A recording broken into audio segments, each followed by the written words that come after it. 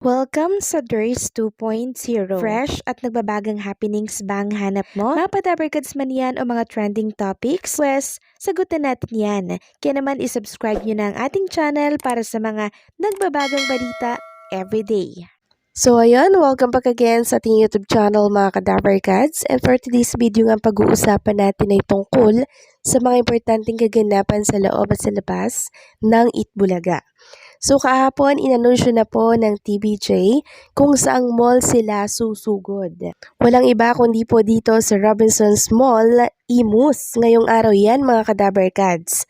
Sabi nga dito, tara na at magpalamig sa Robinsons Mall, Imus at baka ikaw na ang masugod ng swerte. Kita-kits tayo bukas, mga kadabarkads. So, ngayong araw yon. Kaya sa mga taga-Imus, Cavite, mga kadabarkads na malapit dito sa Robinsons Mall, Imus, ito na po yung chance ninyo para makilahok dito po sa mga palaro po ng Itbulaga. Marami pong nagulat mga kadabarkads sa anunsyong ito ng TVJ na page. Halos kulang-kulang 4,000 na po yung reaction na nakuha nito eh. And for sure, mamaya dadagsain na naman po ang mga dabarkads natin dyan sa Robinsons Mall, Imus.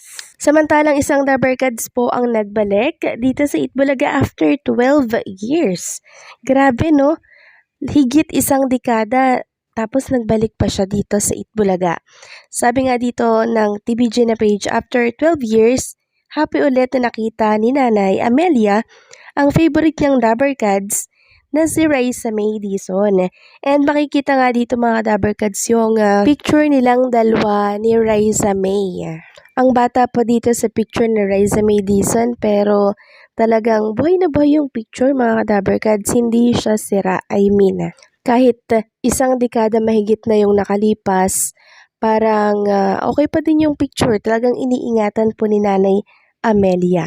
Kaya naman makikita dito mga kadabarkads yung saya ni Nanay Amelia and syempre ni Raisa May Dizon. Kasi after 12 years, nakabalik ulit siya dito sa Itbulaga. Samantalang, video po ni Maine Mendoza binahagi po ng TVJ.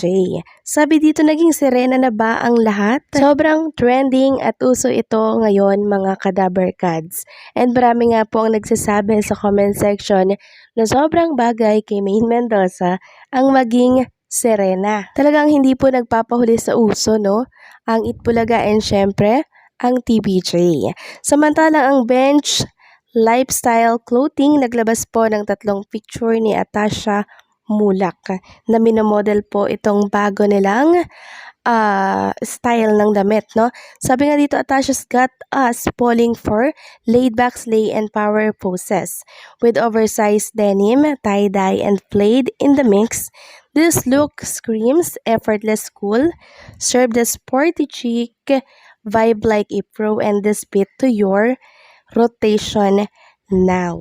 So, naglagay po ng link dyan ang Bench and shinare din ito mga kadabarkads ni Atasha Mulak. So, napakaganda niya dito sa 3 picture na to na binahagi po ng Bench. Dahil dyan, marami pong nagtatanong kay Atasha dito sa comment section nga na kailan nga po babalik itong si Atasha Mulak sa Itbulaga. So, lagi nating sinasabi na pagtapos ng kanyang taping sa The Bad Genius, babalik na din po yan sa Itbulaga. Samantalang isang dabarkads naman po ang nanghihingi po ng dasal dahil sa kanyang asawa po na anak ng isang host ng Itbulaga. Anak po ni Jose Manalo. Itong si Bench Manalo. Sabi po ni Lovely Abelia, please pray for my husband Bench. Nasa OR na siya for ACL surgery. So parang nabali po ata yung tuhod nitong si Bench Manalo mga kadabarkads. Makikita nga dito sa picture na binahagi po ni Lovely Abelia na nasa operating room po sila habang si Bench Manalo po ay tulog. So, yung after surgery, nakita ko nga po yung talaga namang sobrang sakit mga kadabarkads. Parang halos mangyak-ngyak po itong anak ni Jose Manalo sa sakit ng injury po ng kanyang bandang tuhod, no? So, sabi nga dito ni Lovely Abelia sa kanyang post, Sa panahon ngayon, mapamasaya o mahirap na challenge sa buhay, nagpapasalamat kami kay Lord kasi hindi niya ibibigay kung wala kaming matututunan at heto yung panahon na mas lalong magiging deeper pa ang faith namin sa Kanya. Thank you sa lahat ng prayers ninyo. Nasa recovery area ng asawa ko. Sa mga nagtatanong, ACL surgery po ang ginawa sa kanya. Medyo namadali ang proseso kasi gusto niya gumaling agad para maisayaw niya ang anak niya sa dibu. But Dad Bench Manalo, super proud kami sa'yo. Andito lang kami para alagaan at mahalin ka. Excited kami sa mga travels at fitness journey natin. Doc Femio at sa buong team, maraming salamat po sa napakabilis at pulidong surgery. Thank you also sa Keralty Chicks, Keralty Philippines. Thank you for praying with us. So, ayan po mga kadaver cards, no? Yan po ang pinagdaanan ng anak nitong si Jose Manalo na operahan po pala siya. So, mabuti na lang po pala mga kadaver cards na operahan po siya agad. Kaya pala ang ginawa sa kanyang surgery ay ACL kasi mas mabilis ang recovery pag ito po yung surgery na ginawa dito kay Bench Manalo. And I'm sure si Jose Manalo ay nag-aalala dito mga kadaver cards dahil syempre anak niya po itong si Bench Manalo. Diba? I'm sure nakarating na sa kanya yung balita and possible na nagbigay din siya ng tulong dito. Mabuti naman at okay na po ang karamdaman or sitwasyon nitong si Bench Manalo.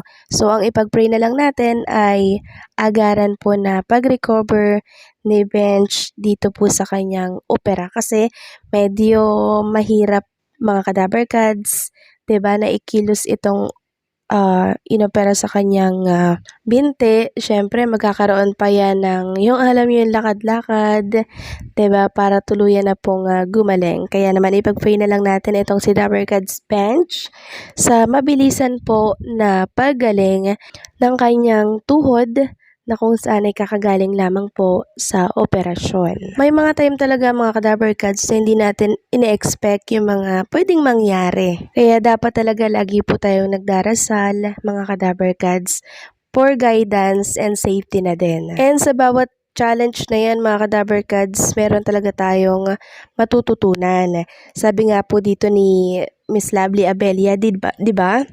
Ipapasalamat daw sila sa Diyos kasi hindi daw ibibigay ng Diyos yun kung wala silang matututunan. And yun yung time na talaga namang malalapit ka, no, sa Diyos. So, konting pitik lang yan kung baga mga kadaver cards. Kaya naman ipag-pray natin ulit si Bench Manalo for fast recovery. So, paano hanggang dito na lamang po ang update natin. Maraming salamat sa patuloy po na pagsuporta.